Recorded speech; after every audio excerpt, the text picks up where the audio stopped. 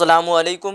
कैसे हैं आप सब? उम्मीद करता हूं कि आप सभी खैरियत से होंगे। तो आज मैं फिर से लेकर के आ गया हूं आप लोगों के लिए क्लास 12 के लिए उर्दू मॉडल पेपर। ये सारी ऑब्जेक्टिव क्वेश्चन रहेगा चैप्टर 1 से। अगर आप लोग जो है अगली वीडियो चाहते हैं तो जितना जल्दी हो सके आप लोग को जो है इस वीडियो को 100 लाइक में जो है लाना है, और चाहे जिस तरह भी आप लोग लाएँ शेयर करके, चाहे किसी को कोई भी तरीके से आप लोग को जो है 100 लाइक जितना जल्दी आप लोग कर देते हैं उतना जल्दी जो है अगली वीडियो आ जाएगी। आइए देखते हैं इस चैप्टर में क्या है। चैप्टर 1 से स्टार्ट कर रहे हैं हम लोग। चैप्टर 1 में है हिस्सा नसर, और इस चैप्टर का नाम है नज़ीर अहमद की कहानी।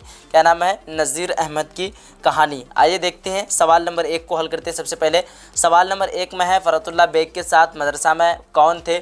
4 ऑप्शन में है। 4 ऑप्शन में से इस सवाल का जो है सही जवाब हो जाएगा ऑप्शन बी। क्या हो जाएगा? मियाँ दानी। मैं आंसर बहुत जल्दी बता दूंगा आप सभी को, क्योंकि टाइम बहुत ही कम रह गया है और काफ़ी ज़्यादा जो है चैप्टर हम लोगों को कवर करना है। आइए देखते हैं सवाल नंबर 2 में है उर्दू का पहला खाका निगारी कौन है? 4 ऑप्शन है। 4 ऑप्शन में से इस सवाल का सही जवाब है ऑप्शन ए फ़रतुल्लाह बेग। उसके बाद है सवाल नंबर 3 में नज़ीर अहमद फ़रतुल्लाह बेग के कौन थे? तो नज़ीर अहमद फ़रतुल्लाह बेग के कौन थे?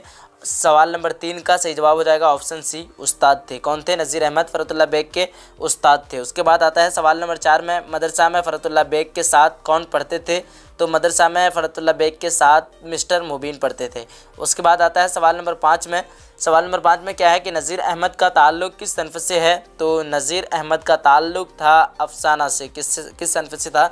तो अफसाना से था। सॉरी, इस सवाल का सही जवाब है ऑप्शन ए यानी नावेल से था। उसके बाद आता है सवाल नंबर 6 में नावेल मेरतुल उरूज़ के मुसन्निफ़ कौन है? तो नावेल मेरतुल उरूज़ के मुसन्निफ़ हो जाएगा आपका सवाल नंबर 6 का सही जवाब ऑप्शन ए यानी डिप्टी नज़ीर अहमद। सवाल नंबर 7 में आता है नज़ीर अहमद किस मशहूर शख्सियत के उस्ताद थे? सवाल नंबर 7 का सही जवाब है ऑप्शन सी। क्या हो जाएगा? ऑप्शन सी, फ़रतुल्लाह बेग के जो है उस्ताद थे। कौन थे? नज़ीर अहमद किस मशहूर शख्सियत के उस्ताद थे?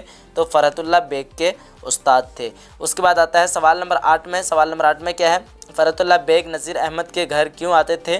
तो फ़रतुल्लाह बेग जो है नज़ीर अहमद के घर आते थे पढ़ने के लिए। क्या आते थे? फ़रतुल्लाह बेग जो है नज़ीर अहमद के घर पर क्यों आते थे? तो पढ़ने के लिए आते थे। उसके बाद आता है सवाल नंबर 9 में नज़ीर अहमद की कहानी, यानी नज़ीर अहमद की कहानी के मुसन्निफ़ कौन है? तो नज़ीर अहमद की कहानी के मुसन्निफ़ आपका हो जाएगा सवाल नंबर 9 का सही जवाब ऑप्शन बी यानी फ़रतुल्लाह बेग। उसके बाद आता है सवाल नंबर 10 में नज़ीर अहमद की कहानी का ताल्लुक़ किस सनफ़ अदब के सनफ़ी जो है अदब से था? तो ये हो जाएगा इस सवाल का सही जवाब ऑप्शन डी यानी अफसाना से था। उसके बाद आता है सवाल नंबर 11 में फ़रतुल्लाह बेग की कौन सी तसनीफ़ शामिल निसाब है? तो फ़रतुल्लाह बेग की तसनीफ़ आप लोगों ने देख चुके हैं। सबसे पहले ही नज़ीर अहमद की कहानी है। क्या है? सवाल नंबर 11 का सही जवाब ऑप्शन नज़ीर अहमद की कहानी नीचे है, नज़ीर अहमद की कहानी। चलिए आगे है सवाल नंबर 12 में फ़रतुल्लाह बेग शेर ख़्वानी में किस तरह की गलतियाँ करते थे? तो फ़रतुल्लाह बेग क्या हो जाएगा? शेर ख़्वानी में गलतियाँ करते थे जो एराब की गलत करते थे, यानी ज़बर ज़ेर पेश की गलतियाँ करते थे। उसके बाद आता है सवाल नंबर 13 में किसी शख्स की तहरीरी तस्वीर कशी को क्या कहते हैं? तो किसी शख्स की तहरीरी तस्वीर कशी को क्या कहते हैं? सवाल नंबर 13 का जो है सही जवाब हो जाएगा ऑप्शन बी यानी खाका निगारी। क्या कहते हैं? खाका निगारी। उसके बाद आता है सवाल नंबर 14। सवाल नंबर 14 में है मिर्ज़ा फ़रतुल्लाह बेग के जिद्दो अमजद किस बादशाह के ज़माने में हिंदुस्तान आए थे? तो सवाल नंबर 14 का जो है सही जवाब क्या हो जाएगा? ऑप्शन सी यानी शाह आलम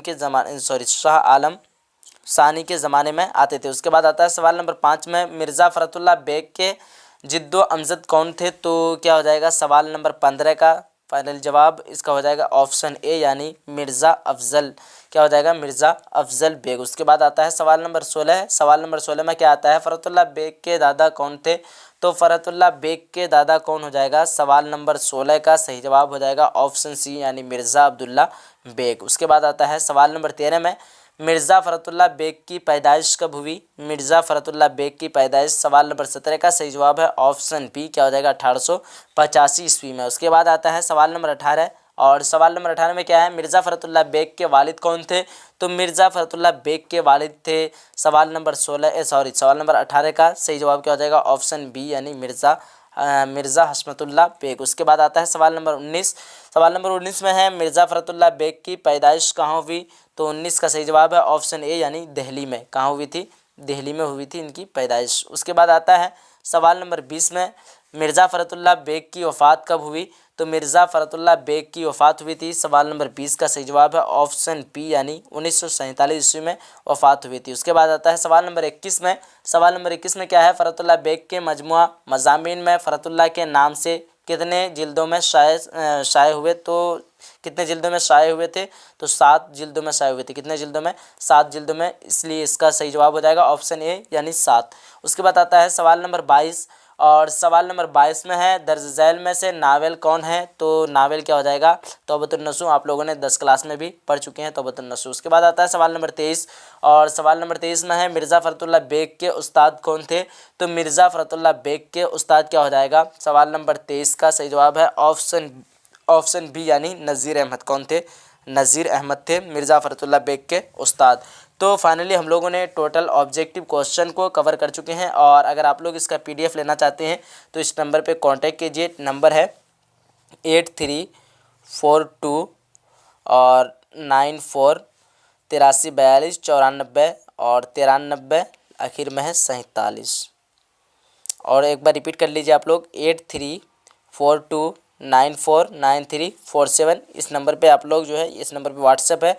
आप लोग जो भी PDF लेना चाहते हैं तो व्हाट्सएप में SMS कर देना है क्लास 12th उर्दू PDF।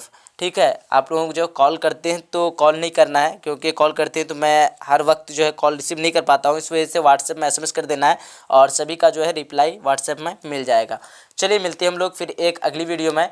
और शर्त आप लोगों को मालूम हो चुका होगा, अगली वीडियो तब आएगी जब तक आप लोग जो है इस वीडियो का 100 लाइक नहीं लाते हैं। जब तक 100 लाइक नहीं आता है उससे पहले जो है अगली वीडियो जो है आप लोगों के लिए नहीं मिलेगा।